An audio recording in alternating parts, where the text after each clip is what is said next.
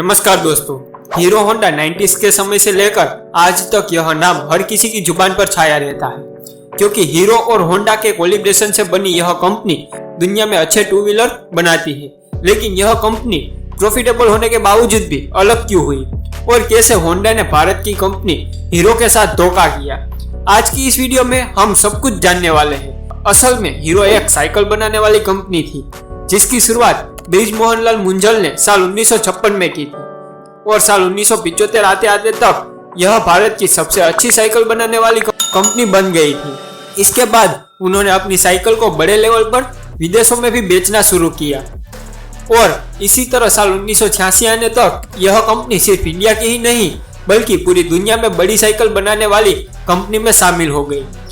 लेकिन उस दौरान उन्होंने देखा कि फॉरेन मार्केट में मोटरसाइकिल का बिजनेस भी काफी तेजी से एक्सपेंड हो रहा है, लेकिन इंडिया में लोगों के पास सिर्फ स्कूटर और मोपेड का ही ऑप्शन था। इसलिए वो इंडियन मार्केट में मोटरसाइकिल उतारना चाहते थे। लेकिन उस वक्त हीरो के साथ यह एक प्रॉब्लम थी कि उनके पास इंजन बनाने की टेक्निक मौजूद नहीं थी, जिसकी वजह से मोटरसाइकिल बनाना उनके लिए नामुमकिन था।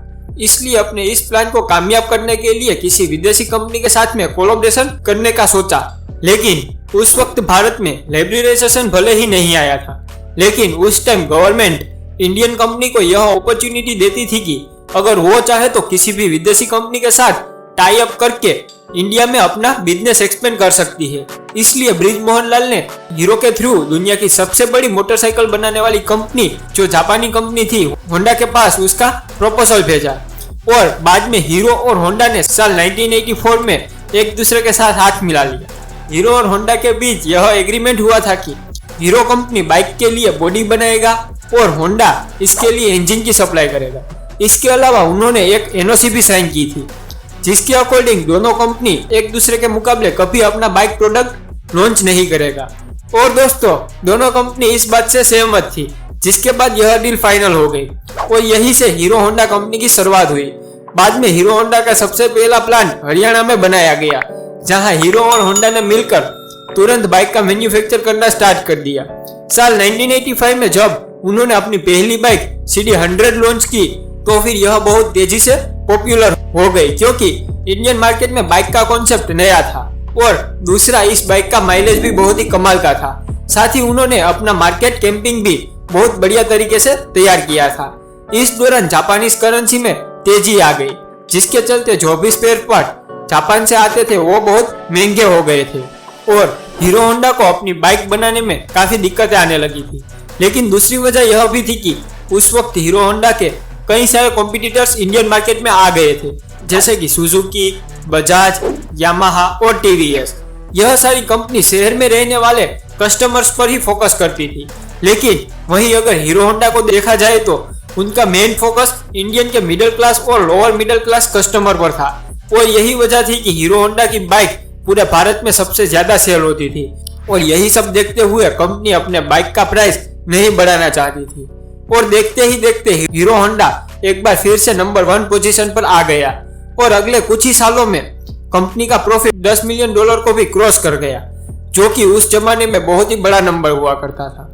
अब यहाँ तक तो चीजें ऊपर से तो काफी अच्छी नजर आ रही थी, लेकिन अंदर से सिचुएशन पहले से ही खराब थी। दरअसल कंपनी के मैनेजमेंट में शुरू से ही कई प्रॉब्लम चल रही थी, जैसे कि होंडा अपनी बाइक अमेरिका और रशिया जैसे डेवलप कंट्री में सेल कर रहा था, लेकिन हीरो होंडा को होंडा की तरफ से अपनी बाइक फॉरेन में सेल करने की अनुमति नहीं थी। असल में हीरो होंडा को इंडिया के बाहर नेपाल, भूटान और बांग्लादेश जैसे आसपास के देशों तक ही अपनी बाइक एक्सपोर्ट कर सकती थी।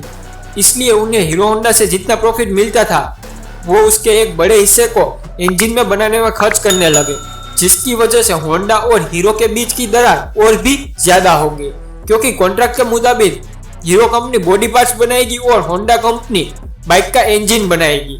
और जैसे कि इन्होंने एनओसी के कोलिब्रेशन के वक्त कहा था कि वो एक दूसरे को कंपटीशन नहीं देंगे, लेकिन होंडा ने इसके खिलाफ जाकर साल 1999 में इंडिया के अंदर अपनी एक separate company Honda motorcycle and scooter India start कर दी और फिर हीरो होंडा की प्राइस में अपनी बाइक बेचना शुरू किया, जिस प्राइस में हीरो होंडा अपने बाइक बेचती थी। और उसके कुछ सालों के बाद होंडा ने एक्टिवा को लॉन्च करके स्कूटर सेगमेंट में भी आ गए थे और अब देखा जाए तो इस पूरे मामले में होंडा की 5 उंगलियां घी में थी, क्योंकि होंडा कंपनी की हीरो होंडा कंपनी से तो अर्निंग हो ही रही थी, साथ ही अपने सेपरेट कंपनी से भी उसका अच्छा खासा प्रॉफिट मिल रहा था। इन सब मामले को देखते हुए हीरो कंपनी ने होंडा कंपनी से अलग होने का डिसीजन लिया। फिर साल 2010 में दोनों कंपनी अलग हो गई।